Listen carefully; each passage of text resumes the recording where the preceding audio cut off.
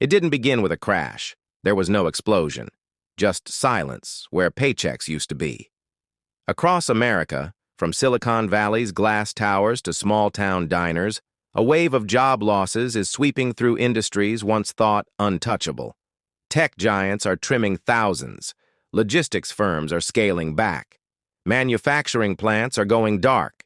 Headlines say restructuring, efficiency, rebalancing. But behind those buzzwords are real lives. Parents without health insurance, students dropping out, workers choosing between groceries and rent. Just 2 years ago, the job market was roaring. But now, it's gone quiet. Some blame high interest rates, others point to automation, and some fear a darker truth. Maybe the economy is evolving in ways that no longer need most people. This story isn't about unemployment rates or GDP charts. It's about broken trust, stolen futures, and a working class watching its foundation crack beneath their feet. The crisis isn't coming. It's already here. And the most haunting question? Who's next? In late 2023, whispers of hiring freezes filled the tech space. Startups paused funding rounds. Executives mentioned streamlining, but few expected the slowdown to become a systemic freeze. By early 2024, it was impossible to ignore. Google, Amazon, Meta all rolled out massive layoffs. Even Apple halted hiring in key divisions. These weren't isolated belt-tightening exercises. This was a wave, and it wasn't just tech. Manufacturing output declined. UPS and FedEx scaled back routes. Remote economy players, Zoom, online education firms, and freelance marketplaces saw sharp contractions. What caused this? Analysts pointed fingers. The Federal Reserve's interest rate hikes. Post-COVID overhiring. Global uncertainty. But underneath it all, something deeper was shifting. Layoffs were no longer temporary shocks. They became long-term restructures. Unemployment data remained low, but that was misleading. Many laid-off white-collar workers weren't finding new jobs quickly. Recruiters stopped calling. Job boards turned quiet.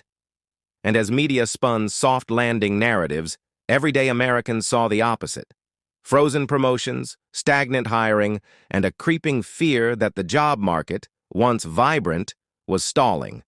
This wasn't just a correction, it was the start of a reset. While layoffs dominated headlines, the real damage unfolded quietly on Main Street. From Ohio to Arizona, local businesses saw foot traffic vanish. Cafes shortened hours.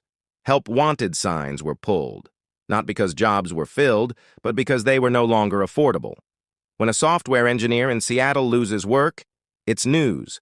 When a grocery clerk in Wichita has her hours slashed, it's invisible, except to the kids she now struggles to feed. Small towns, once shielded from coastal economic shocks, began to feel the aftershocks. With fewer workers spending money, local banks tightened loans. School districts froze hiring. Contractors sat idle as housing projects paused. Even McDonald's began testing full automation in struggling towns. Unlike the 2008 crash or the COVID layoffs, there was no defining moment, no collapse, no singular villain, just a slow unraveling. And the signs were everywhere: soaring credit card debt, record food bank usage, rising defaults on auto loans. The American economic engine didn't seize up, it leaked slowly, quietly, relentlessly. And the result was devastating: a silent recession, draining hope from communities that were told they had finally recovered. The government says jobs are back. The economy is resilient. Unemployment, historically low, but beneath those headlines lies a harsher truth. The new jobs aren't like the old ones. A worker juggling 3 part-time gigs counts as 3 jobs created. Many of these roles are contract-based, benefit-free, and deeply unstable. The gig economy has gone from freedom to necessity. In Texas, a former forklift operator now packs boxes with no insurance. In North Carolina, a graduate works 3 delivery apps with no health care. In Denver, a laid-off engineer earns 12-hour prompting AI. The jobs replacing full-time roles are often worse: in pay, security, and dignity. Even in sectors supposedly hiring, healthcare, education, logistics, the roles are underpaid and overworked. Hospitals add administrative staff, not nurses.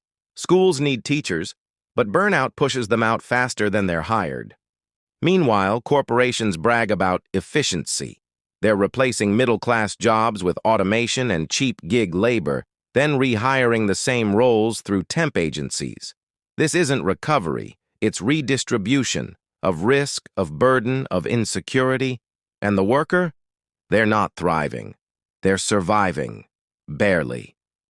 The American dream was never luxury. It was security, stability, dignity. You worked, you earned, you built.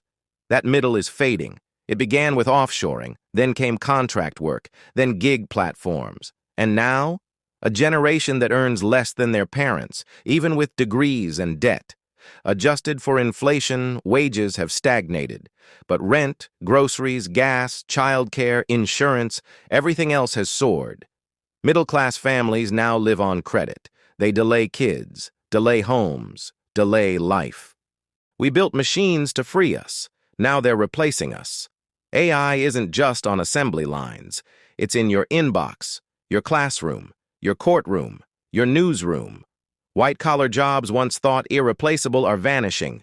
Analysts, writers, designers, coders, even lawyers and doctors are feeling the pressure. In trucking, self-driving rigs loom. In fast food, burger bots flip patties. In retail, cashierless stores are rising. In education, AI tutors outperform teachers. The narrative was reskill or die.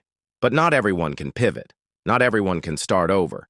And even if they do, how many new tech jobs exist for a country of 330 million?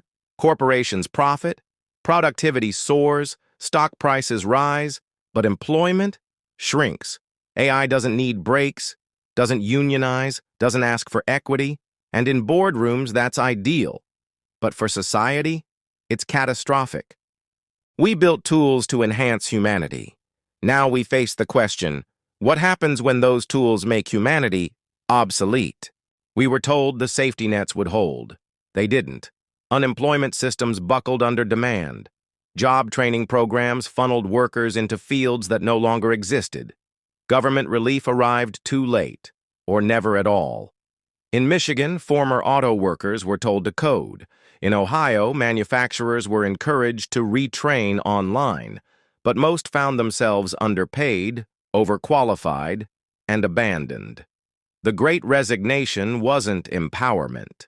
It was surrender, not, I'm done with work, but, work is done with me. In small towns, hope shrank. Malls emptied, schools consolidated, clinics closed, the dollar store thrived, but nothing else. Meanwhile, corporate tax breaks multiplied. CEOs cashed bonuses, and the stock market, divorced from reality, kept climbing. This isn't just economic. It's emotional, cultural, existential, because work isn't just about money. It's about meaning. And when that's lost, what's left?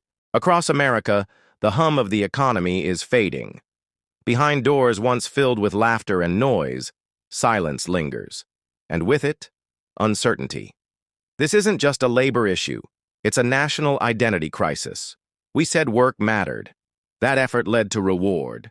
But now, that equation is broken, yet all is not lost. Across the country, people are rebuilding, communities organizing, workers uniting, ethical leaders demanding change. The future isn't written.